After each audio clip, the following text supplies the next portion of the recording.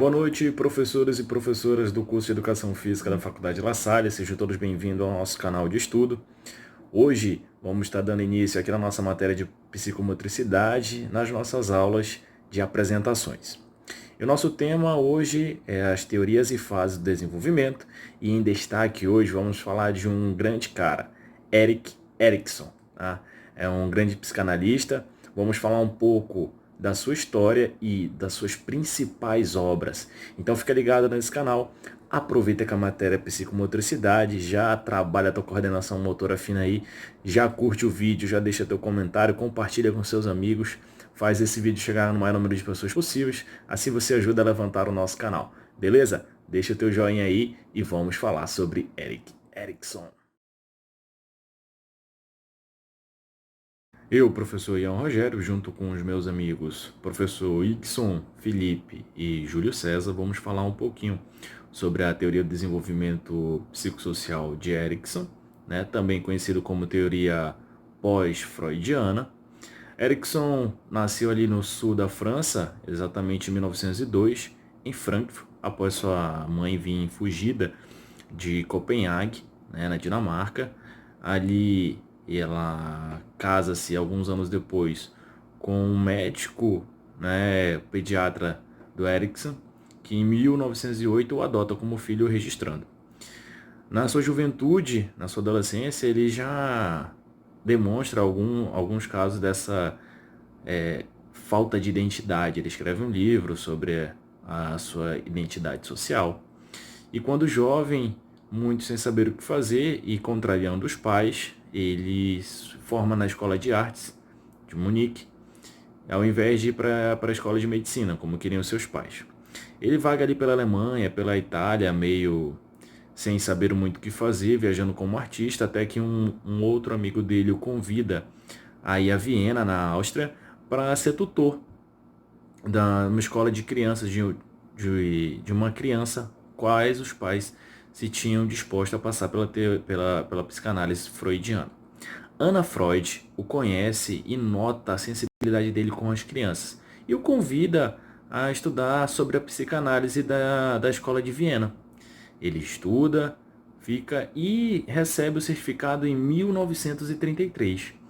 Ele ganha o certificado como psicanálise dessa teoria freudiana. Ele estuda, Freud já tinha feito os cinco estágios, né? E o Erikson, ele dá início a mais 3 estágios, dando início ao que a gente fala, esses 8 estágios que a gente vai falar um pouquinho mais aqui no vídeo.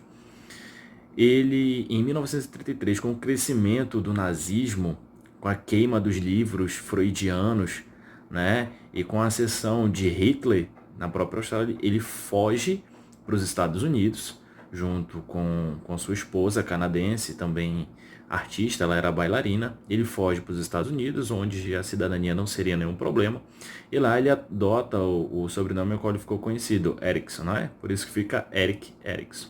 Lá ele tem destaque em várias universidades, nas principais universidades dos Estados Unidos, né? Yale, Harvard e entre outras. Ele desenvolve suas teorias, dando as suas principais ênfases dentro da sua psicanálise.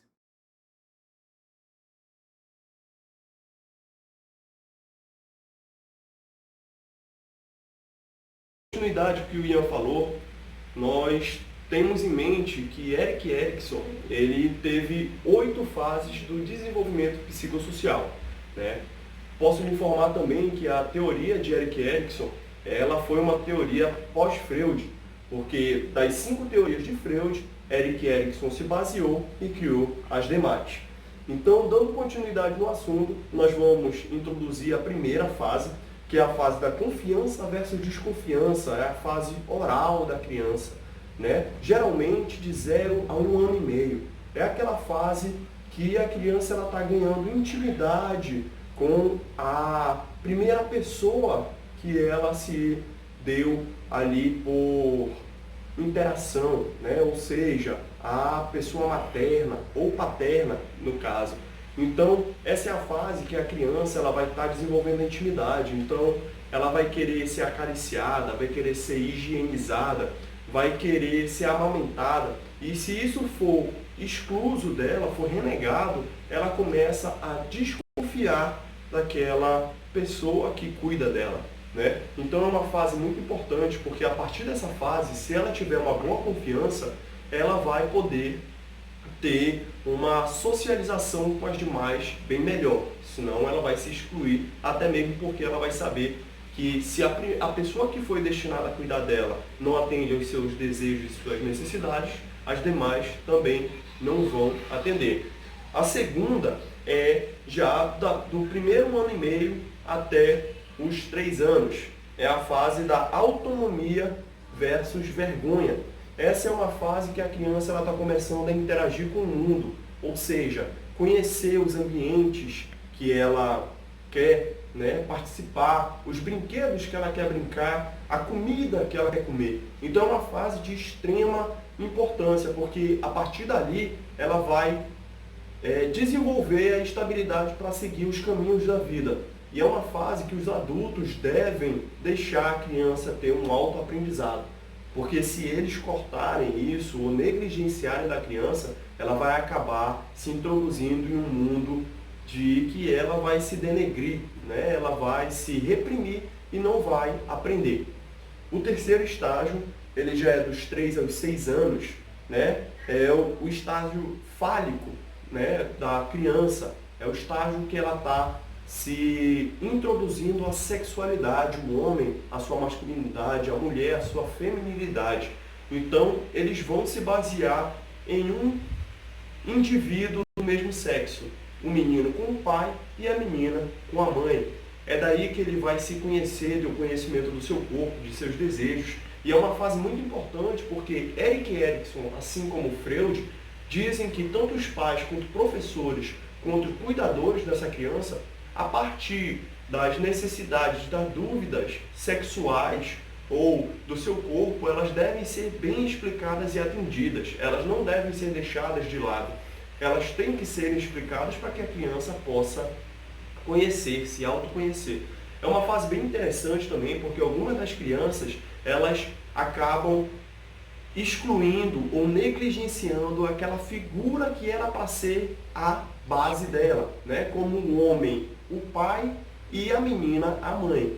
Muito isso nós podemos ver no homem, que ele vai botar sua masculinidade na casa e como ele vê uma figura paternal ali que também exibe a sua masculinidade, ele vai dar um confronto, ele vai confrontar essa figura. Mesma coisa a mulher, né? E vamos para a quarta fase. A quarta fase é dos 6 aos 12 anos. Nós já vemos que Erik Erikson, ele trabalha desde o infantil, a pré-adolescência e as demais fases que vocês vão verificar, né, com o Júlio, que são da adulta e da idosa, né, o público idoso. Então, a quarta fase, ela já vem a falar da criança dos 6 até o pré-adolescente de 12 anos. É a fase da latência, né? É a fase do domínio versus a inferioridade. Essa fase, ela fala a respeito da necessidade da criança de aprender novos esportes, de a conquistar, né, objetos que ela deseja, como brinquedos, de introduzir suas habilidades ao mundo. E é essa fase que os pais devem aconselhar e guiar a criança para ter um desenvolvimento físico, motor e psíquico, né, bem melhor. É uma fase que ela vai estar descobrindo suas habilidades e mostrando para o mundo. As demais fases já vão falar do adulto e do idoso e vocês vão compreender um pouco melhor da teoria de Erik Erikson. Os outros estágios do desenvolvimento psicossocial de Erik Erikson, eu vou falar aqui dos 4 finais estágios, também não menos importante do que os 4 primeiros que o Wilson falou. O quinto estágio, o estágio da identidade versus confusão dos papéis, que vai dos 12 aos 18 anos, que é aquela fase onde ele já está na adolescência, se descobrindo, querendo fazer parte, se integrar na sociedade. É o momento onde ele deixa de lado algumas características que ele absorveu desde quando nasceu do meio que ele conviveu, dos pais, dos professores, dos colegas, da sua própria família. É nessa parte que ele deixa de lado algumas características sociais e fortalece algumas outras. É nessa fase também, nesse estágio de desenvolvimento, que o indivíduo ele busca procurar sua identidade social, ele busca ter uma identidade, se integrar num grupo, fazer parte de um grupo da sua idade, onde é a fase que a gente chama de rebelde, a fase rebelde dele, que ele não quer que os pais se intrometam na vida dele, não quer que não dê opiniões sobre o que eles devem ou não devem fazer. E a partir do momento que eles conseguem se integrar a um grupo, fazer parte de um grupo onde é da faixa etária dele, eles se sentem realizados inteiramente. A gente passando aqui também para a fase dos 18 ao 30, que é a intimidade versus isolamento. Nessa parte é onde ele já conseguiu desenvolver sua identidade social, ele descobriu onde ele se encaixa mais na sociedade. Então ele parte de um ponto onde ele já pode relacionar-se, não só intimamente com uma pessoa, como também manter relações sexuais, partir para a parte do casamento, onde ele pode se interagir com uma pessoa, abrindo mão de certas coisas, sendo fiel ao seu relacionamento, partindo para o casamento. E falando também do sétimo estágio, generatividade versus autodistorção, que vai dos 30 aos 60. Nessa fase adulta, onde o indivíduo ele já descobriu sua identidade, onde ele já conseguiu manter relações com uma outra pessoa sem medo de se perder no caminho e perder sua identidade, é nessa fase onde ele se vê na obrigatoriedade de gerar ideias, de aconselhar a geração mais nova, onde ele se vê no ímpeto e na obrigatoriedade de ajudar aquelas pessoas que estão tentando buscar sua identidade, estão tentando se descobrir no mundo. E a partir do momento que ele consegue consegue utilizar disso e fazer com que gere ideias e outras pessoas mais novas partirem do mesmo conhecimento que ele se sente realizado. A partir do momento que ele não consegue desenvolver isso, ele não consegue fazer com que a geração siga alguns conselhos ou consiga encontrar o seu caminho, ele se sente muito estagnado, ele se sente que não conseguiu cumprir o seu papel.